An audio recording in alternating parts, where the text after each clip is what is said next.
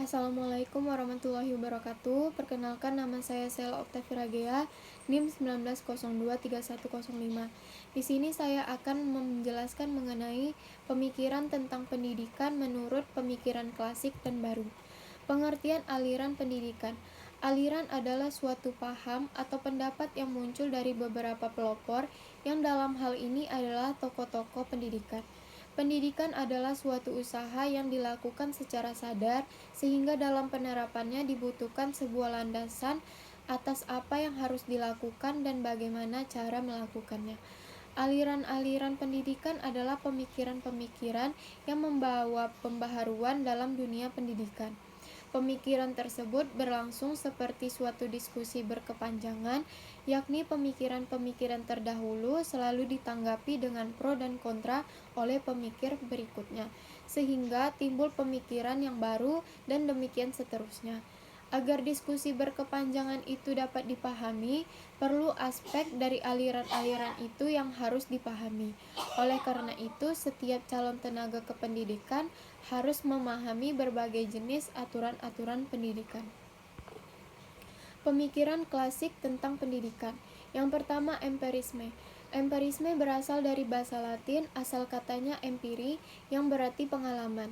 Aliran ini dipelopori oleh John Locke pada tahun 1632 sampai 1704. Filosof kebangsaan Inggris yang terkenal dengan teorinya tabula rasa, artinya meja berlapis lilin yang belum ada tulisan di atasnya. Dengan kata lain, seseorang dilahirkan seperti kertas kosong yang belum ditulisi, maka pendidikanlah yang akan menulisnya. Yang kedua, nativisme. Nativisme berasal dari bahasa Latin, asal katanya natives, berarti terlahir. Aliran ini dipelopori oleh Schopenhauer, seorang filosof kebangsaan Jerman yang hidup dalam tahun 1788 sampai 1880. Dia berpendapat, pendidikan ialah membiarkan seseorang bertumbuh berdasarkan pembawaannya. Bagi nativisme, lingkungan sekitar tidak ada artinya, sebab lingkungan tidak berdaya dalam mempengaruhi perkembangan anak. Yang ketiga, naturalisme.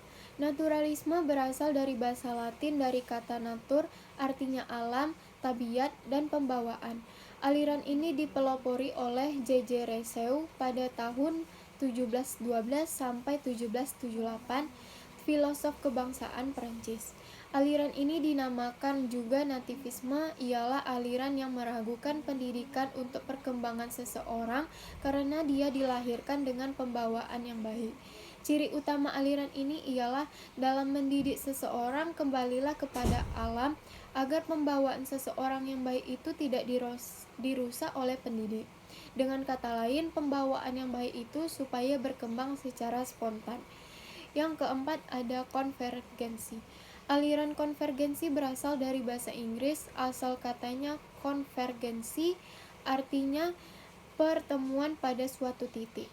Aliran ini dipelopori oleh William Stern, seorang ahli pendidikan bangsa Jerman pada tahun 1871 sampai 1937. Aliran ini mempertemukan atau mengawinkan dua aliran yang berlawanan di atas antara nativisme dan empirisme.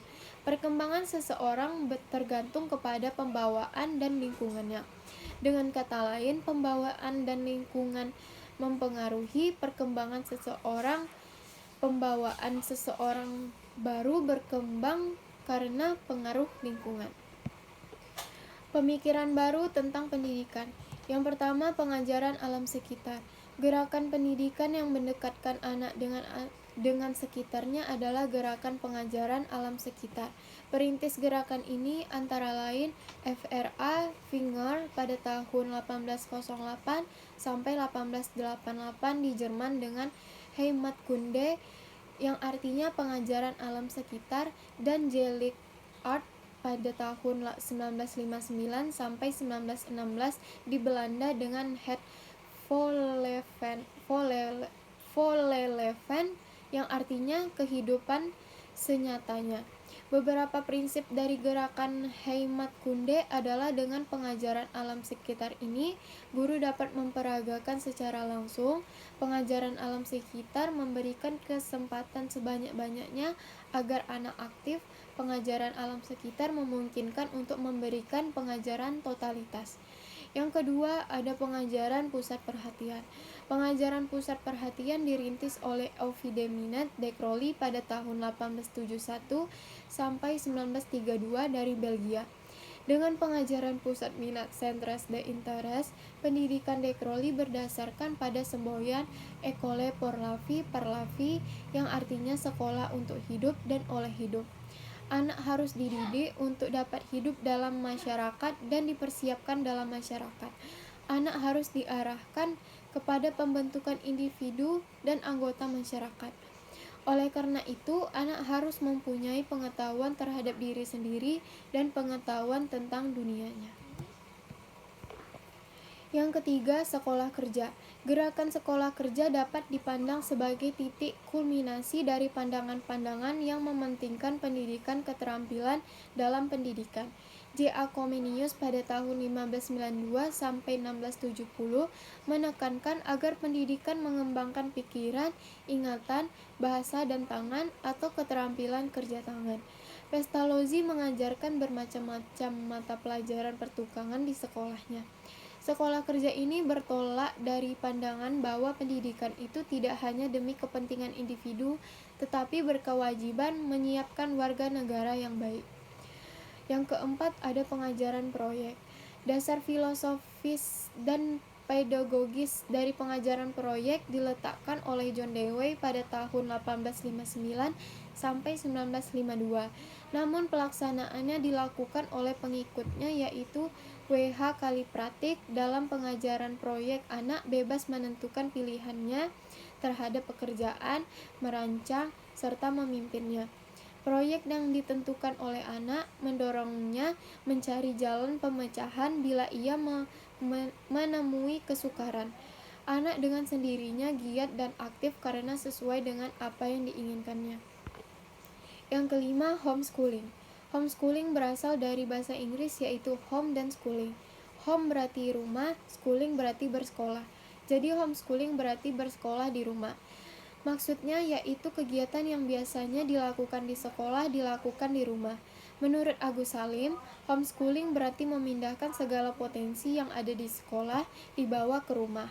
Hal ini bermaksud agar segala potensi yang ada dalam diri anak dapat dikembangkan dan diajarkan di rumah.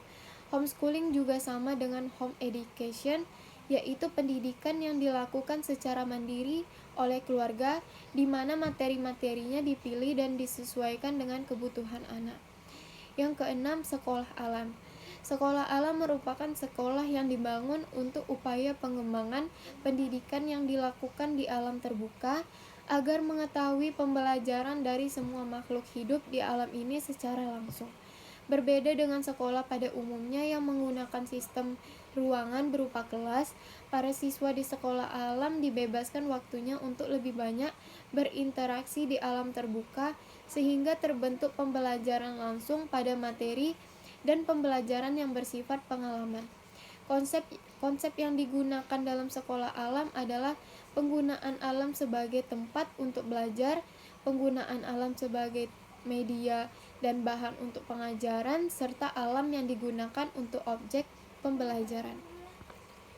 Yang ketujuh, boarding school. Boarding school adalah sistem sekolah dengan asrama, di mana peserta didik dan juga para guru serta pengelola di sekolah tinggal di asrama yang berada dalam lingkungan sekolah dalam kurun waktu tertentu, biasanya 1 semester diselingi dengan berlibur 1 bulan sampai menamatkan sekolahnya. Di lingkungan sekolah, para siswa dapat melakukan interaksi dengan sesama siswa, bahkan berinteraksi dengan para guru setiap saat.